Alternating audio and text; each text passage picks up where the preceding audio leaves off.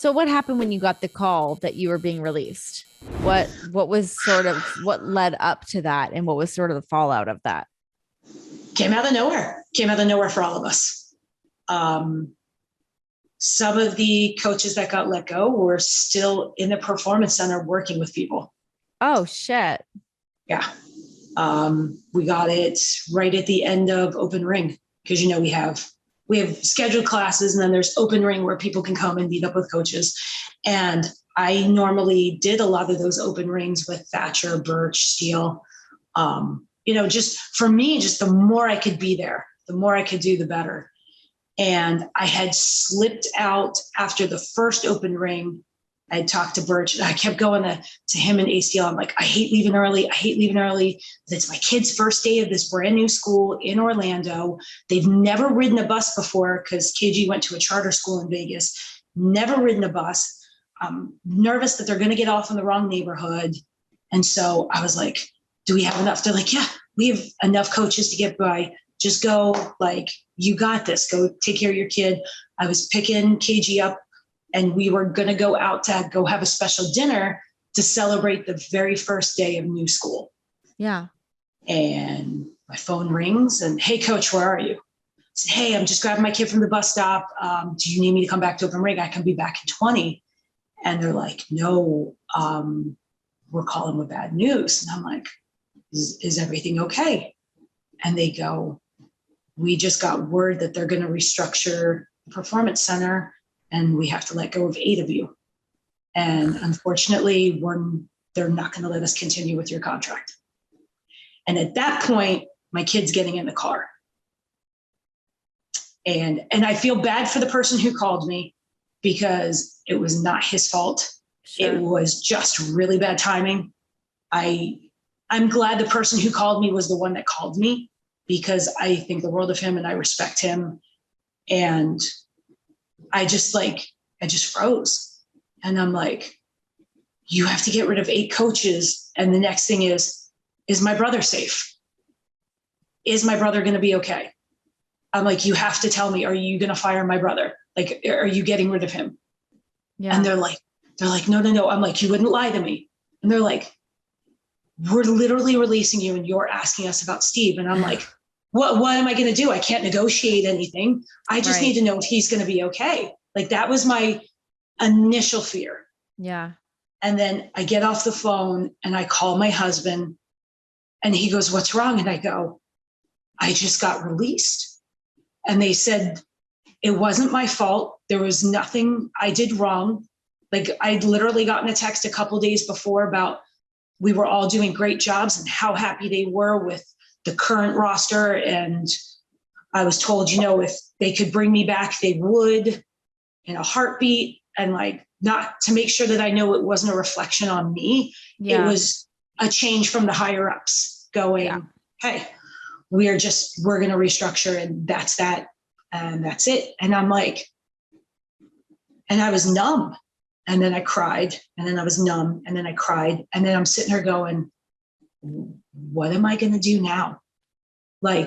Could you have not fired me a week before so I could have packed my kid up, moved them up with my husband, and then followed up if possible?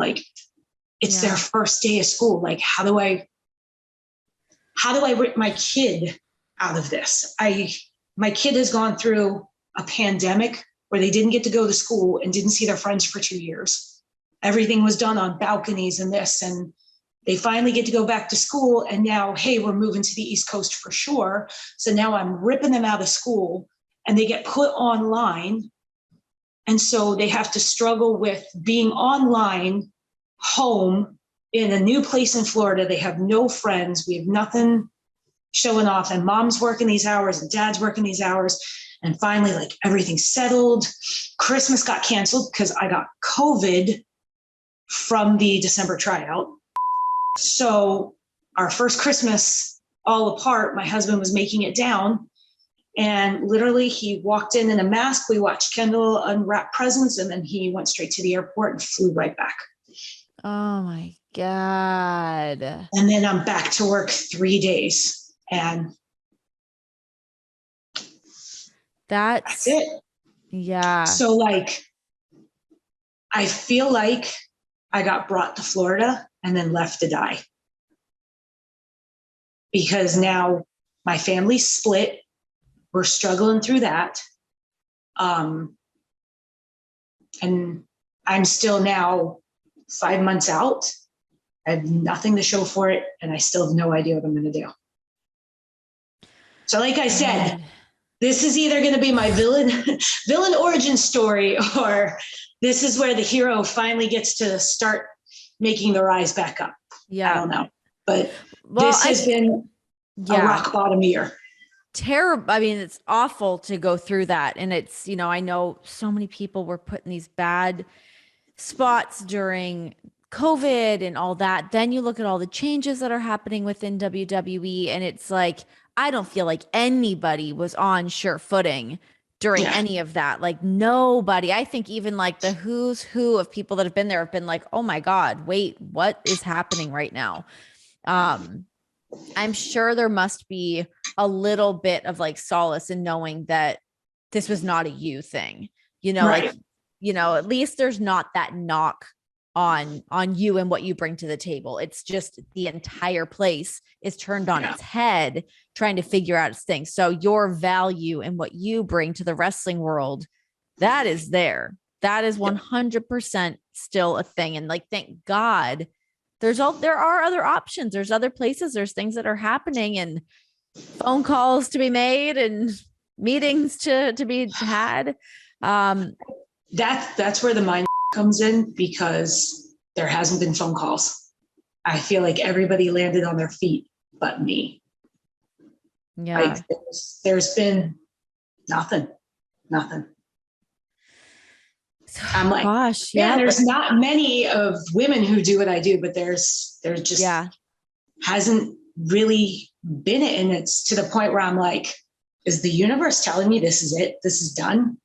Like, I chased the dream. I got it for 3 months, and I'm financially devastated.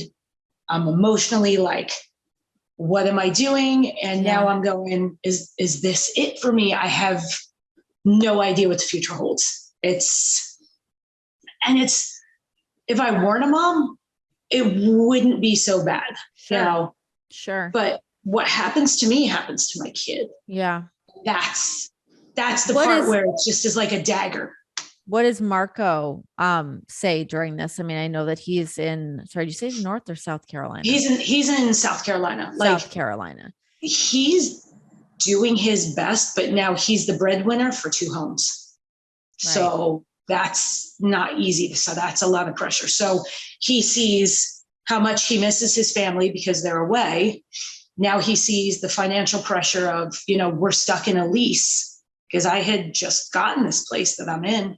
Yeah. So we're trapped in a lease. You know, now he's the breadwinner. He sees me going through hell and he can't do anything. So like, that can't be great for him either. Yeah. So it's just a rough spot for the whole family. And, you know, he tries to be positive, but it's hard. Yeah. And it's really, really hard to be positive. But I'm like, you know, my brother tells me, he's like, hey, what do we believe in? We believe in hope.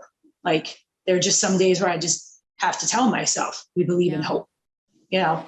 And it's rough when you like, I feel like, God, when like that bottom hits, and, you know, I think, God, I mean, so many people can relate to feeling like they've hit that like rock bottom, and where do I go from here? What do I do now? Yeah. It's God, it's like back to the drawing board. What else are things that I can do? What are the things that I bring to the table? What are the connections that I have to try to piece some things together to bridge that gap? And yeah, I mean, having a kid definitely makes that a more difficult situation.